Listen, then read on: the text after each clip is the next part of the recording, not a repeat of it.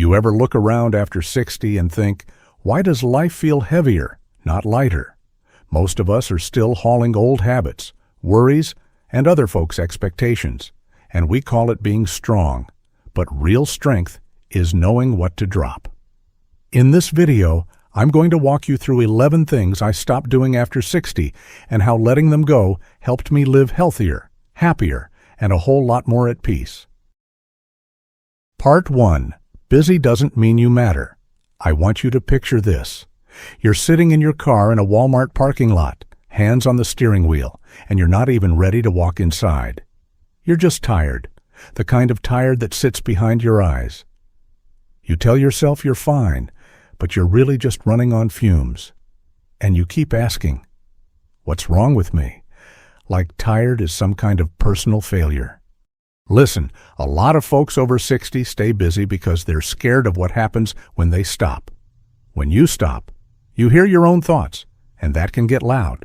When you stop, you notice the phone doesn't ring much anymore. And when you stop, you start to wonder if anybody needs you at all. Retirement hits some people like a quiet punch. It's 10 on a Monday. The house is still, and the only sound is the fridge and that TV you leave on low just to have something talking. You look around and there's no rush, no boss, no schedule, no reason to put on work. That freedom sounds nice, but for a lot of folks, it feels like a blank wall. And a blank wall can make you feel small. So what do? We fill it up. We sign up for everything. We say yes to every favor, every church job, every could you help me move this, every we need volunteers. You end up with a paper calendar on the fridge, covered in little notes and scribbles like a teenager's schedule. You're busy, sure, but you're not calm. You're not even happy. You're just booked. But here's the truth. Being busy doesn't mean you matter. It just means you're moving. A hamster runs all day too, and it doesn't go anywhere. If your week is packed and you still eat dinner alone, still feel tight in your chest at night, still snap at people you love, then that busy is just noise. It's a loud cover over a quiet fear. And that fear gets worse when money is tight. You see that Social Security direct deposit hit, and the first thought is not good. It's this has to stretch. You're thinking about the electric bill, the grocery bill, the car insurance, and the price of everything creeping up. You pull into a gas station and the sign is flashing numbers that make you shake your head. You're not dreaming big, you're doing math. Then there's the health stuff sitting right on your counter like it's watching you. A pill bottle by the sink, a Medicare appointment reminder stuck on the fridge, and that little voice saying, don't mess around. That's why this busy trap is so rough. It wears you out when your body needs more rest, not less. Stress doesn't care if you're retired. It still hits your blood pressure and your sleep. Being worn down all the time is not a badge. It's a warning. I've seen people turn helpful into a full-time job, and it chews them up. They drive all over town. They take calls they don't want to take. They show up when they don't feel good because they're scared to say no. They think if they're not useful, they're nothing. That's an old lie, and it's a mean one. You are not a tool. You're a person. So let me say this plain. You don't have to earn your right to sit down. You don't have to prove you're still worth something by running yourself into the ground. A good life after 60 is not a race. It's a steady walk. If someone gets mad because you can't do everything, that's their problem, not your job. And if you feel guilty, that guilt will pass, but the exhaustion will stay if you keep feeding it. Here's a simple test. When you say yes to something, does your stomach tighten or does it feel okay? If you already feel annoyed before you even leave the house, that's your answer. If you come home from helping and you're angry at the world, that's your answer too. The right kind of busy should leave you tired in a good way, not bitter and worn out.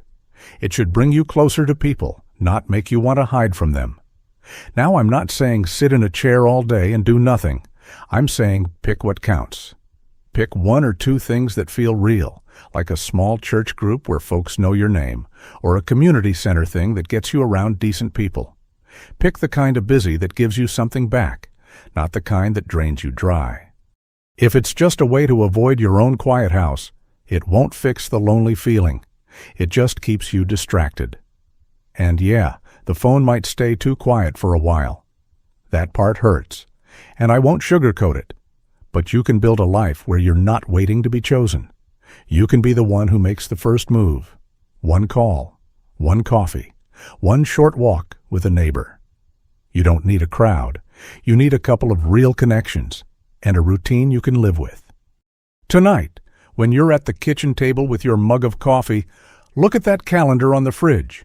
Pick one thing on there that you only said yes to out of fear or guilt and cross it off. Then say it out loud. I'm allowed to slow down. When the sun drops and you sit in that porch chair, let your shoulders come down for once. Because listen, at this age, peace is not lazy. Peace is smart. Part 2. Stop buying stuff to feel better.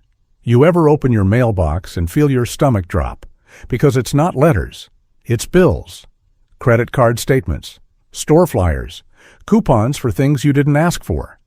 You stand there in the driveway flipping through it, and you already know what it's going to say. Then you walk inside and toss it on the kitchen table like it might disappear if you don't look too close. Now listen, I'm not here to shame you. I've been that guy, tired and bored and a little lonely, and I bought something I didn't need just to feel something for 5 minutes. That's what shopping can be, a quick little hit. You click, you buy, you feel in control, and for a moment you forget the quiet in the house. But the quiet always comes back. And then the bill shows up, and it comes back louder. You check your bank app on your phone, you stare at that number, and you think, how did it get that low? You see your Social Security direct deposit, and the first thought is not joy, it's this has to stretch, because groceries cost more than they used to, gas costs more than it used to, and you can't just work extra hours to fix it. I know how this goes. It's late at night. You're on the couch, TV on low, and you start scrolling Amazon. Your finger just keeps moving, one thing after another. Deal of the day, only 2 left, free shipping.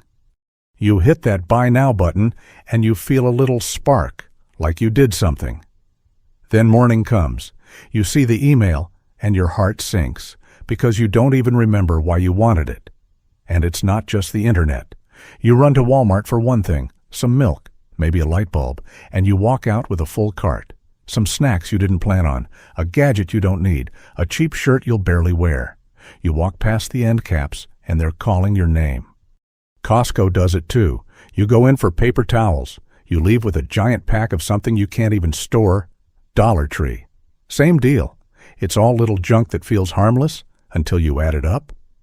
Then it all ends up in the house, in the closet, in the spare room, in the garage. You open a closet and you see bags from stores, stuff with tags still on it, things you forgot you even owned. You stand there and you think, why do I have all this? And the answer is hard to say out loud. Sometimes you buy because you're stressed. Sometimes you buy because you're bored. And sometimes you buy because you're trying to cover a hole you don't know how to fix. And that hole is real. After retirement, the day can get long. The phone can stay too quiet. The house can feel empty at the wrong hours. So buying something feels like company. It feels like you're doing something, but it's fake company, and it's expensive. Here's where it gets serious. Credit cards are not free money. That interest rate is a monster, and it doesn't care that you're on a fixed income. The minimum payment can feel like a trap because you pay, and the balance barely moves. And if you miss a payment, those late fees show up like an extra punch. You don't need that stress, not at this age. And don't forget the health costs. You go to the pharmacy, you pick up a prescription, and there's that copay. You get the receipt, you blink at the total, and you think, well, there goes that. You see a pill bottle on the counter, and it's a reminder. Your money needs to go to the stuff that keeps you steady, not the stuff that ends up in a box in the garage. So what do? How do you stop the bleed? First thing, you slow down the moment. When you feel that itch to buy, you don't argue with yourself for an hour. You just put a little space in it. Tell yourself, I can wait 24 hours. Put it in the cart, leave it there, and walk away. Most of the time, that urge dies on its own. Second thing, you don't shop without a short list. A real list, written down, not "I'll remember." If it's not on the list, it doesn't go in the cart. And if you mess up sometimes, fine, but you keep the rule. Rules save you when your mood is weak. Third thing, you face what you already own. I'm serious. Go look. Open the closet. Open the garage. Open that drawer full of random stuff. You'll see how much you already have, and it will cool your buying down. It's hard to feel like you need more when you're staring at 3 versions of the same thing. And here's a simple one people hate, but it works. Leave the store flyers in the trash. Don't even bring them inside. Unsubscribe from those emails, the limited time ones. Those things are designed to poke you. They're not your friend. They're a salesman in your pocket. Also, deal with the returns pile by the front door. You know the one. Boxes you meant to take back, clothes that don't fit, gadgets you realized were dumb. If you're not going to return it this week, be honest, you won't return it at all. Either return it tomorrow or accept it and stop pretending. That pile is just guilt sitting by your shoes. I'm not telling you to never buy anything fun. I'm telling you to stop buying to fix a feeling. Because stuff can't hug you. It can't call you. It can't sit with you at the kitchen table when you're worried. If you're lonely, call someone. If you're bored, take a short walk. Go to the library. Go sit at a diner and have a coffee. Even if it's just you and the waitress refilling the cup, that's real life. That's real air in your lungs. So listen, next time you feel that urge, do one small thing. Wait 24 hours. Make a short list and look at what you already own. Your money has to stretch, and your peace matters more than a box on the porch. Part 3. Your house isn't full. Your head is, I've stood in my garage with the door half open, holding a little flashlight, staring at old boxes like they were staring back. You know the kind, dusty corners, tape peeling, Sharpie on the side that says kitchen or kids from 10 years ago. And you just stand there, stuck, because you don't even know where to start. It's not just stuff in there, it's weight. A lot of folks think clutter is a house problem, but it's a head problem. When your place is packed, your mind never rests. You see piles, you feel behind, you feel like you failed at something simple. Then you get tired before you even begin. And that tired turns into shame. You've got holiday decorations stacked too high, Christmas lights in a tangled mess, Halloween bins you swear you'll sort someday. You keep them because you remember when the kids were little, and the house was loud, and the pictures looked good. Now the bins sit there like a time capsule, and you don't want to touch them, because touching them means admitting that season is gone. Then there's the dusty treadmill, or some old exercise gear you never use. It's sitting there like a quiet accusation. Like it's saying, you promised. You keep it because you don't want to feel like you quit. But every time you walk past it, you feel bad. And that's the opposite of what you need. And don't get me started on the junk drawer. Batteries, rubber bands, takeout menus from places that closed, random keys you don't know what they open. You open that drawer looking for one thing, and you end up mad at yourself for 10 minutes. It's a small mess, but it makes your day feel messy. Closets get the same way. Old coats you don't wear, old shoes that hurt your feet, bags from stores you can't even remember. You tell yourself, it's still good, and maybe it is, but it's not good for your peace. You're not keeping options, you're keeping noise. And when you can't find what you need, you feel old in a way that hurts. Sometimes the hardest stuff to move is the kid stuff. A high school yearbook, a dusty trophy, a box of toys you swear you'll give to the grandkids.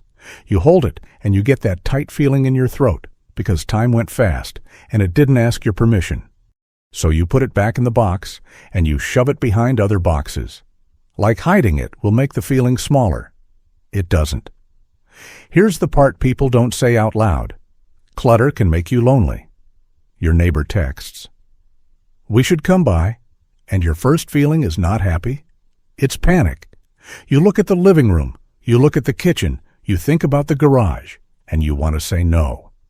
Not because you don't like them, but because you don't want anyone to see the mess, and you don't want to feel judged. Then you try to clean in a rush, you run the vacuum, your back starts aching, your knees pop when you bend down, you're sweating, you're irritated, and you're doing it out of fear, not pride. That's no way to live. A home is supposed to hold you up, not wear you out. And a lot of this comes from fear, plain and simple. You keep things because you're scared you'll need it, scared you'll waste money, scared you'll regret letting it go. You keep a broken tool or a busted toaster because you tell yourself you'll fix it someday. Most of the time, someday never comes. It just sits there, taking up space in your house and space in your head. Some folks even pay for it twice, with a storage unit bill every month. Think about that. Paying rent for your junk.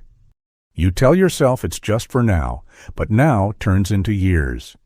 And that money could be groceries, or gas, or a copay, or just a little breathing room. So listen, I'm not going to tell you to clean the whole house this weekend. That's a good way to quit by Sunday. You don't need a big plan. You need a small win. One drawer, one shelf, one box. That's it. Set a timer for 15 minutes, and when it goes off, you stop, even if it isn't perfect. Put a Goodwill donation bag or a donate box right by the front door. Not in the garage, not in the back room, right where you trip over it. Every time you find something you don't use, drop it in there and keep moving. You're not making a decision for your whole life. You're just making today a little lighter. And when you pick that first spot, pick an easy one. Not the yearbooks, not the trophies, not the deep memories. Start with the junk drawer, start with old store bags, start with that broken thing you keep lying to yourself about.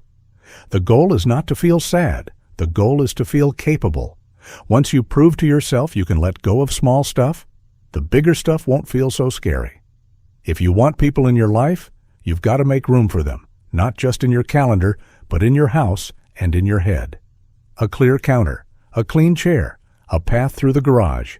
Those are not tiny things. Those are invitations.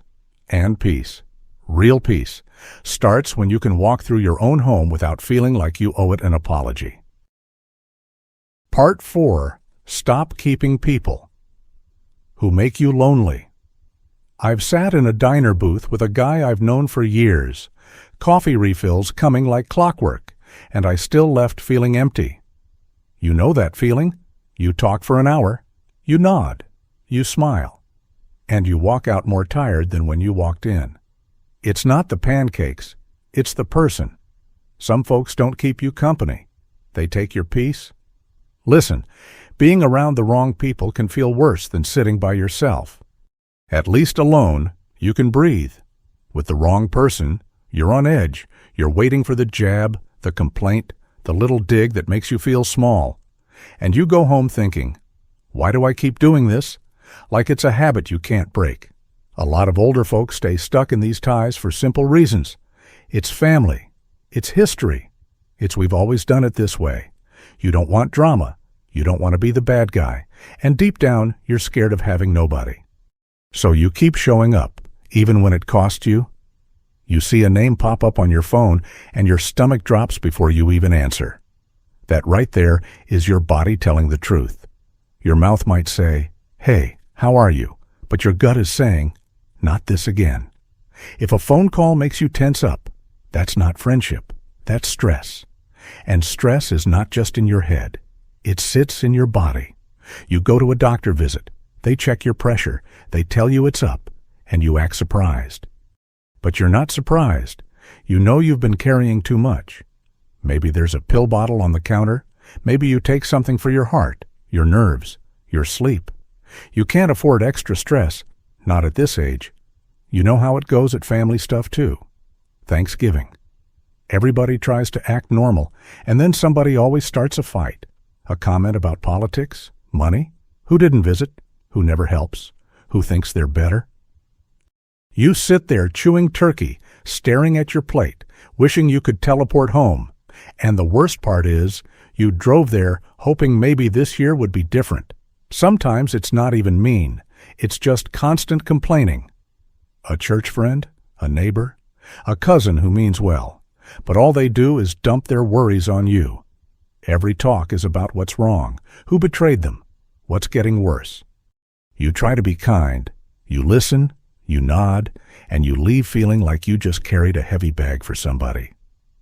That's not connection. That's a drain. Then you get in the car and you drive home with the radio off, because even music feels like too much. You sit at red lights and you feel that tightness in your chest, and you're tired in a way sleep won't fix. When you pull into your driveway, you don't feel happy you saw them. You feel relief. It's over. That's a sign, and we need to stop ignoring signs. Now, I'm not telling you to cut everybody off and burn bridges. I'm not telling you to be cruel. I'm telling you to use common sense and protect your peace. You can love people and still keep distance. You can care about someone and still say, "I'm not doing that," and mean it. Boundaries don't have to be fancy. They can be one simple line. "I'm not talking about that," or "I gotta go now." That's it. No big speech. No long text. You say it once, calm, and you repeat it if you have to. If they push, you don't argue. You leave early, or you don't pick up next time. Short words. Short moves. That's how you keep your sanity. A lot of folks don't do this because they're scared of being alone. I get that. Especially when your grown kid lives in another state and you don't want to bother them. You don't want to be a burden. You don't want to be that parent who calls too much. So you cling harder to the people nearby, even if they treat you poorly. But that's not the answer. Being scared of loneliness is not a good reason to keep bad company. Here's the truth. You can be alone and still not be lonely, and you can be with people and feel lonely as hell. The goal is not more people. The goal is better people, or even just fewer people who don't hurt you. One good friend beats 10 draining ones. And don't tell yourself, "I'm too old to make new friends." That's a lie. You see a community center or senior center flyer on a bulletin board, and you think, "That's not for me." Listen, it might be for you, a walking group, a card game, a class, a coffee hour. It's not about the activity. It's about being around decent folks who don't tear you down. New friends can happen, even late in the game, if you show up. So what do you do starting today? First, notice how you feel after you see someone. Do you feel lighter, or do you feel worn out? Second, cut the contact down if you need to. You don't owe anyone daily phone time. You can call less, text less, and answer when you actually have the strength. Third, practice that one line. "I'm not talking about that," or "I gotta go now." Say it in the mirror if you have to. And after a bad visit, do something kind for yourself. Sit in that porch chair, take a breath, and say the quiet truth. "That didn't feel good." Because if you don't tell yourself the truth, you'll keep repeating the same pattern. You've got less time now than you used to, and your peace is worth more than keeping the peace with people who won't give you any peace at all. Part 5. The Quiet After Retirement. There's a kind of quiet you don't notice when you're working, because work fills the air. Then retirement comes, and it's 10 May on a Monday, and the house is still. The TV is on low, not because you're watching, but because you can't stand the silence. You sit there and you think, "So this is it," and that thought lands heavy. You've got a coffee mug on the kitchen table, one plate in the sink, and nobody to talk to. No coworker asking a dumb question, no phone ringing, no reason to put on shoes. People call it freedom, and sure, it is. But freedom can feel like a blank wall when you don't know what to do with it. A lot of folks don't talk about the real pain of retirement. It's not free time. It's feeling invisible. It's feeling like nobody needs you, like you went from being useful to being in the way. And if you're honest, there's also that fear. If I get sick, who's going to handle it? Because you don't want to become a burden. You check your phone, and there are no new calls, no texts, nothing. You tell yourself, people are busy, and they are, but it still stings. And when your grown kid lives in another state, you feel that sting more, because you don't want to bother them. You don't want to be the parent who calls too much, so you stay quiet, and the quiet grows. Then money sits in the back of your mind like a slow worry. Social Security deposit day comes, and you're not celebrating. You're doing the math. I gotta make this last. You're thinking about groceries, gas, the light bill, and whatever surprise expense shows up next. That kind of worry makes the quiet feel sharper because there's nothing to distract you from it. And the paperwork doesn't help. You see Medicare paperwork on the counter or a doctor appointment card stuck on the fridge, and it's a reminder that time moves on whether you feel ready or not. You might feel fine today, but you know how fast things can change. That's why the quiet can feel scary, because it leaves room for thoughts you've been pushing away. So listen, I'm not going to tell you to find your passion or reinvent yourself. Most people don't need a big grand purpose. They need a simple rhythm, something steady, something that gets them out of their own head. You don't need a brand new life. You need a few real people and a routine you can live with. Start small, and I mean small. Take a short walk in the neighborhood, even if it's just to the mailbox and back. Wave at a neighbor, say 2 words, "Morning," or "How's it going?" That little bit of small talk by the mailbox matters more than you think. It reminds your brain, I'm still here.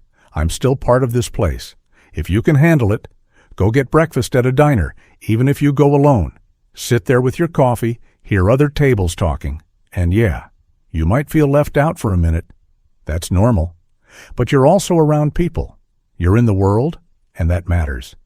Sometimes you don't need a deep conversation. You just need the sound of life around you, and use what's already in your town. Look at a library events board, or a community center class list, or a senior center flyer. Folks love to roll their eyes at that stuff, but it's there for a reason. A walking group, a game night, a basic class. It doesn't have to be perfect. The goal is not entertainment. The goal is contact. You show up a few times, and faces become familiar, and familiar turns into, hey, good to see you. Church can help too, if that's your thing. A Sunday service, a church bulletin, people who at least know your name and ask how you're doing. It's not magic, it's just human. And humans need other humans, especially after the working years end. Now about your kids. I get it. You don't want to bother them. But there's a difference between bothering and being real. You don't have to call 10 times. You can send one simple message. No need to call back right now, just wanted to hear your voice. Or I'm okay, just checking in. You're not asking for money, you're not asking for a rescue. You're just staying connected, and that's healthy. Here's the part you might not like. The quiet doesn't go away by itself. If you sit and wait for life to knock, you might be waiting a long time. But if you take one small step, then another. You build a new normal. Not a busy life, a steady life, not a crowded life, a connected one. So today, pick one thing you can repeat. A walk after breakfast, a coffee run on Tuesdays, a library visit on Thursdays, church on Sunday, something like that. Put it on your calendar and treat it like it matters, because it does. The house might still be quiet sometimes, but you won't feel like the quiet is swallowing you whole. Part 6. Your health won't wait. You can plan your week all you want, but your body doesn't care about your plans. After 60 things can change fast, and they don't send a warning letter first. One day you feel okay, the next day you're sitting in a doctor's waiting room, hearing coughs, seeing walkers, and thinking, how did I get here? That room has a way of waking you up. A lot of us ignore the small signs because we don't want to deal with them. Your knee pops when you stand up from the couch. Your back aches for no reason. You get winded faster, you sleep lighter. You tell yourself it's just getting older. And sure, some of it is.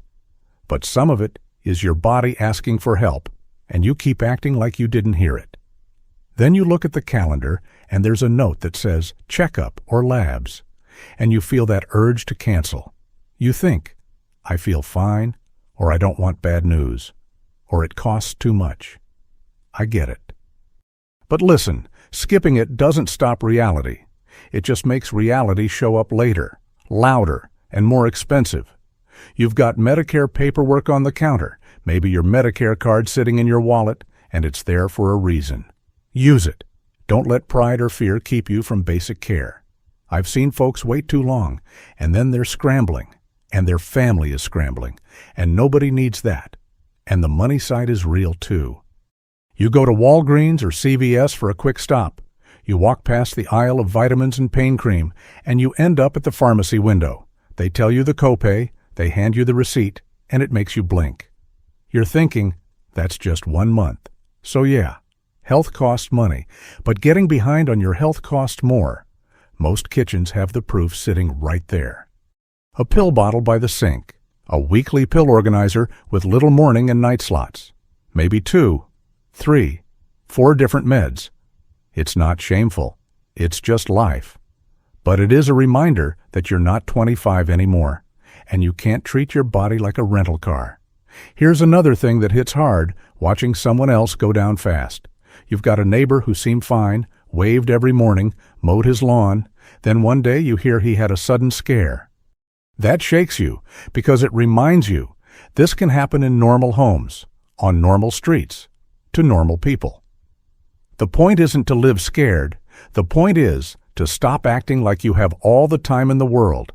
So what do? And keep it simple. First, move a little every day, not like a gym hero, like a human being. A cheap pair of walking shoes can do more for you than some fancy plan. Put them on. Take a slow walk around the block, even if it's 10 minutes. If you feel stiff, that's exactly why you go slow and steady, not fast. Second, drink water and eat like you want to stay out of trouble. When you're tired, it's easy to fall into frozen dinners and drive-through food because it's quick and you don't want to cook. But that stuff adds up. It makes you feel heavy. It makes your blood pressure worse. It makes your joints ache more. If you've got a fridge with leftovers, eat at home.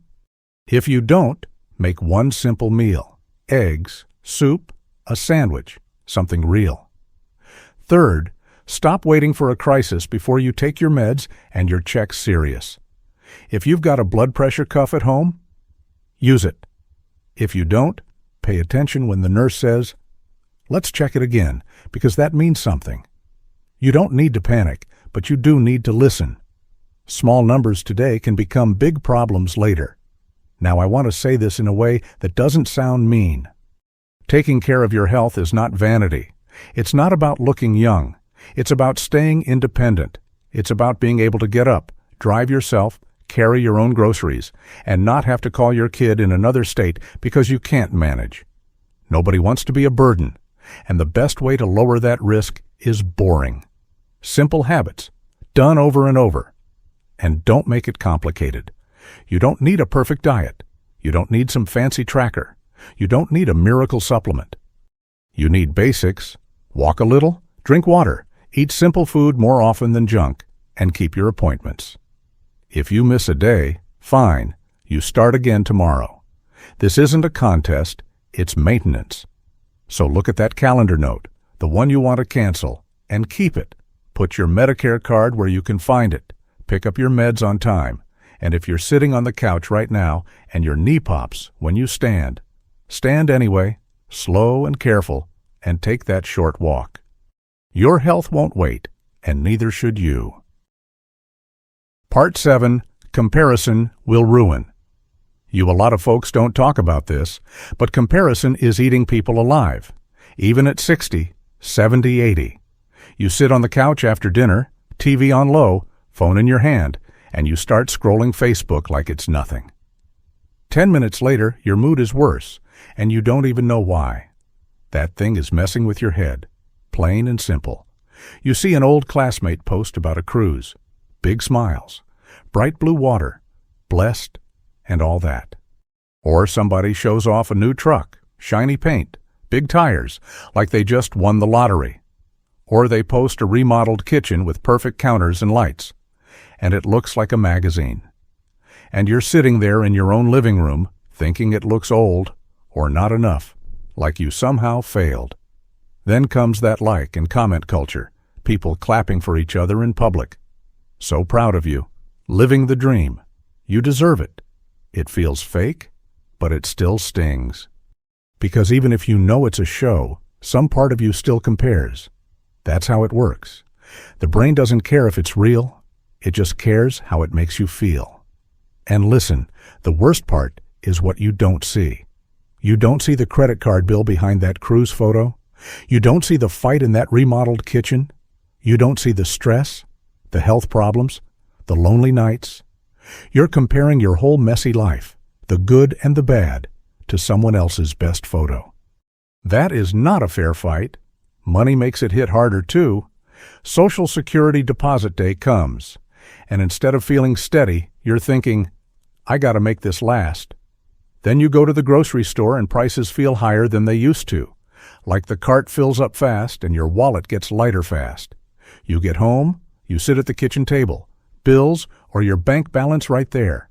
And now those Facebook posts feel like a punch. Because your real life is numbers and choices, not photos and captions. And it's not just online. You walk outside and you see your neighbor's shiny new SUV in the driveway, and you get that quick jealousy punch. You might not say it out loud, but you feel it. Then you look at your own car and you start making up stories in your head. They must be doing better than me. I must have done something wrong. That's comparison again, and it never ends, because there will always be someone with more. But here's what I want you to hear. You have lived a whole life. You raised kids. You worked jobs you didn't even like. You paid bills. You survived hard years. You've got scars you don't post on the internet. So don't let a screen tell you your life is small. Don't let a picture make you forget what you've already carried. Real life is quieter than the internet.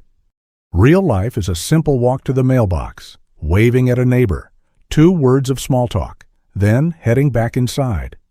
Real life is a safe home, even if it's old, even if the carpet is worn. Real life is a body that still moves, even if it moves slower. And real life is one real person who cares, not 200 likes from people who wouldn't bring you soup if you were sick.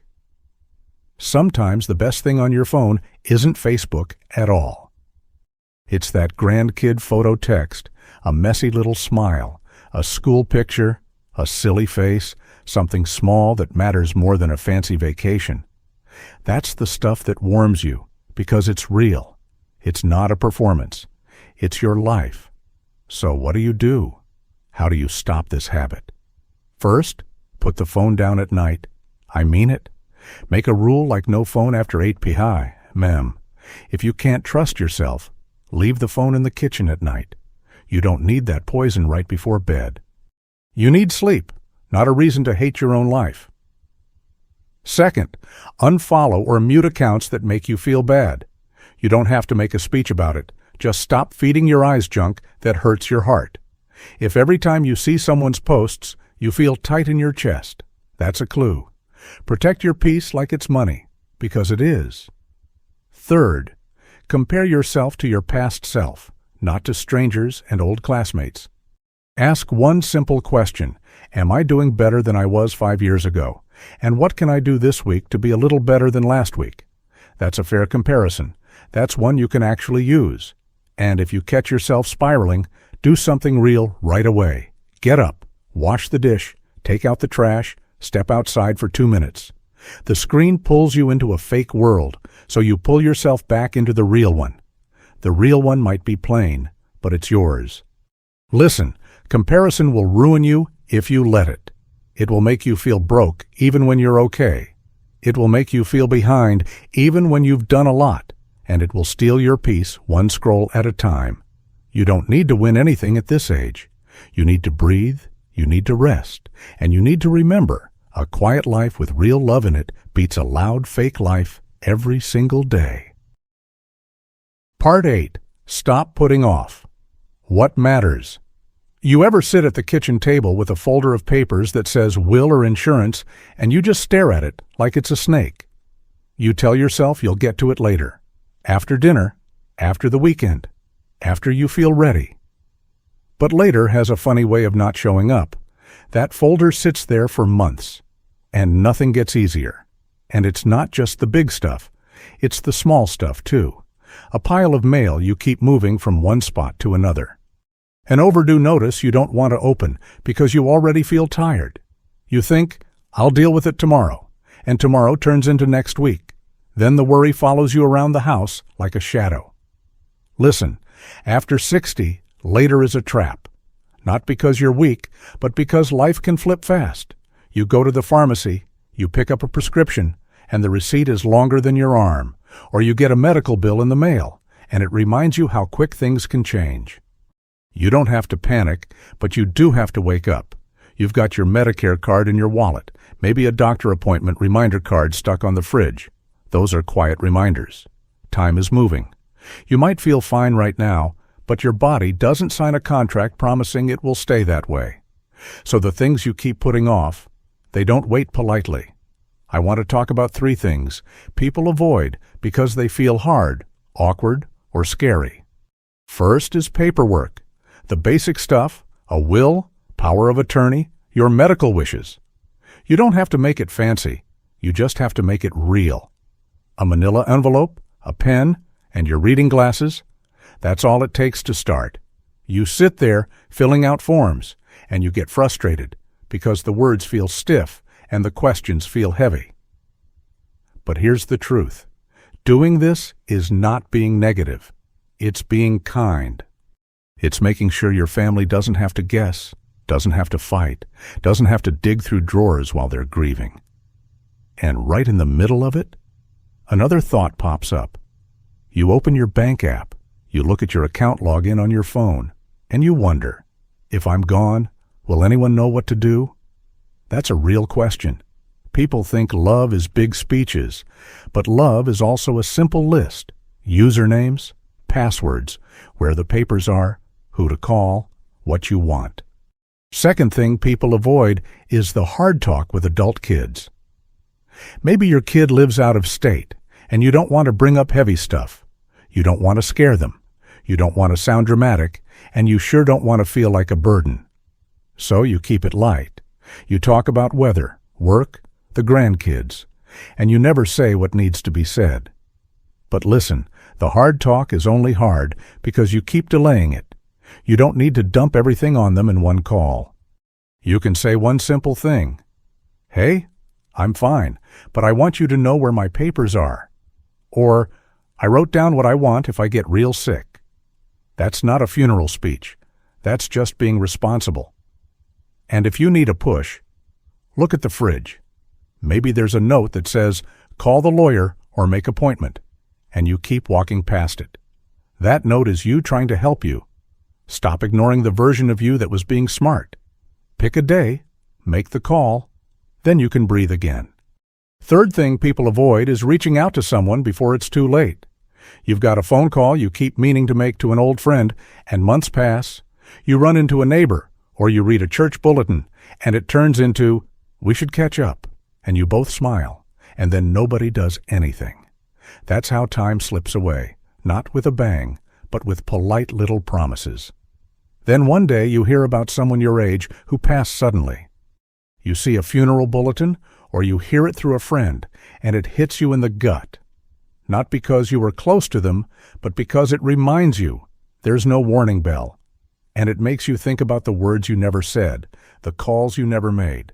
So here's what I'm asking you to do. One small step, today. Not 10 steps, not a full life overhaul. One step. If paperwork is your mess, take that folder, open it, and put one thing inside, a written note that says where your important papers are and who to call. If the talk with your kids is your mess, send one text. Hey, I want to talk this week about something important. Nothing scary, just planning. If friendship is your mess, make one call, even if it's short, even if it's awkward. Just say, I was thinking about you. And when you sit on the porch for a minute, ask yourself one plain question. What do I want my family to remember about me? Not the stuff you bought, not how busy you were, not who you argued with. What you want them to remember is how you showed up, how you cared, and how you made things easier for them, not harder. Later is a sweet lie. It whispers, you've got time. But after 60 time is not something you spend like pocket change. So do one thing today, because one thing today beats a perfect plan that never happens.